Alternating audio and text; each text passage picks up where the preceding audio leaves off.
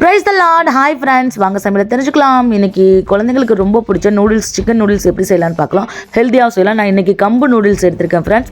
வெஜிடபிள்ஸ்லாம் பார்த்துறேன். Carrot, beans, அப்புறம் முட்டைக்கோஸ், அப்புறம் கேப்சிகம் கட் பண்ணி வச்சுருக்கேன். பொடி பொடியாக கட் பண்ணிக்கோங்க.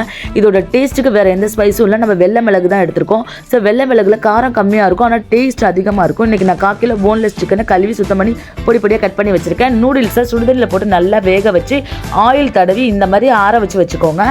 அடுப்பை பற்ற வச்சு அதில் ஒரு கடாயை வச்சு சாஸ்பேன் வச்சுக்கோங்க ஃப்ரெண்ட்ஸ். அதில் 2 tablespoon saucepan oil add பண்ணிக்கோங்க.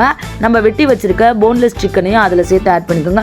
சிக்கனை பொரித்து அதுக்கு மேலே பண்ணுறதை விட இப்படி பண்ணிங்கன்னா டேஸ்ட் இன்னும் அதிகமாக இருக்கும். இந்த சிக்கனை நல்லா இந்த மாதிரி பச்சை வாசனை போகிற வரைக்கும் வதக்கிக்கோங்க. நம்ம பொடிச்சு வச்சுருக்க மிளகுத்தூளும் உப்பும் சேர்த்து இந்த சிக்கனில் கலந்துக்கோங்க. அப்போ தான் இதுலேயும் கொஞ்சம் அந்த அரோமா ஏறும். ஸோ இதில் நம்ம சோயா சாஸோ அஜினமோட்டோஸோ எதுவுமே சேர்க்கல. டேஸ்ட் வேறு லெவலில் இருக்கும். குழந்தைங்களுக்கு செஞ்சு கொடுங்க. காயை மட்டும் பொடிசாக கட் பண்ணிக்கோங்க. அதோட மூடி வச்சு வேக வச்சு எடுங்க. இந்த மாதிரி தண்ணி விடுற நேரத்தில் 1 டேபிள் ஸ்பூன் இஞ்சி பூண்டு விழுதையும், 1 table spoon chicken 65 masala, 1 table spoon மிளகாய் தூளும் சேர்த்து நல்லா இந்த மாதிரி வதக்கிக்கோங்க. இதில் 1 டேபிள் ஸ்பூன் ஆயில் சேர்த்துக்கோங்க.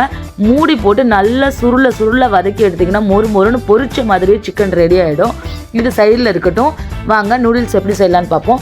நான் வேக வச்சு ஆற வச்சுருக்க நூடுல்ஸை தனியாக எடுத்து வச்சுருக்கேன் ஃப்ரெண்ட்ஸ்.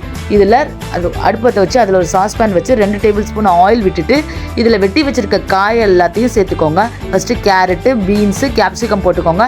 இது கொஞ்சம் தண்ணி விடணும். இதெல்லாம் ரொம்ப வேகக்கூடாது, கொஞ்சம் க்ரன்ச்சியாக கடிக்கிற மாதிரி இருக்கணும். காயை பொடிசாக கட் பண்ணிக்கோங்க. அப்போ தான் குழந்தைங்க விரும்பி சாப்பிடுவாங்க. இதில் முட்டைக்கோஸும் சேர்த்துக்கோங்க. முட்டைக்கோஸில் தண்ணி விடுறதுக்கு முன்னாடி 1 டேபிள் ஸ்பூன் இஞ்சி பூண்டு விழுது சேர்த்து நல்லா வதக்கிக்கோங்க ஃப்ரெண்ட்ஸ். இதில் இன்க்ரீடியன்ஸ்னு பார்த்தீங்கன்னா வெள்ளை மிளகு தூளும் உப்பும் சேர்த்து கொஞ்சம் நல்லா வதக்கிக்கோங்க. அப்போ தான் நம்ம நூடுல்ஸ் போடும்போது உப்பு நல்லா இதில் சாரும். நூடுல்ஸ் போடும்போது அப்பயும் கொஞ்சம் நம்ம உப்பு சேர்த்துக்குவோம். இதை நல்லா இந்த மாதிரி வதக்கிட்டு இதில் நூடுல்ஸ் சேர்த்துக்கோங்க. காய்கறிலாம் கொஞ்சம் க்ரன்ச்சியாக தான் இருக்கணும். அதோட தன்மை மாறாமல் பார்த்துக்கோங்க ஃப்ரெண்ட்ஸ். இந்த நூடுல்ஸை அடியிலேருந்து விட்டு போட்டுக்கோங்க. இதில் உப்பும் மிளகுத்தூளும் கொஞ்சம் தூவிக்கோங்க. உப்பு தேவைக்கேற்ப தான் செக் பண்ணிக்கோங்க. நம்ம அதை பொரிச்சு வச்சுருக்க சிக்கனையும் சேர்த்து இதில் ஆட் பண்ணிங்கன்னா சூப்பரான நூடுல்ஸ் ரெடி. இந்த மாதிரியான ரெசிபீஸ்லாம் நீங்கள் தெரிஞ்சுக்கணும், நம்ம சேனலை சப்ஸ்கிரைப் பண்ணிக்கோங்க.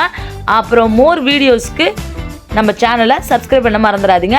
ஸ்கிப் பண்ணாமல் பார்க்குற நல்ல உள்ளங்களுக்கு ரொம்ப பெரிய நன்றிகள். நூடுல்ஸை இப்படி தான் ஃப்ரெண்ட்ஸ் 2 கரண்டி வச்சு அடியிலேருந்து தான் எடுத்து கிளறி விடணும்.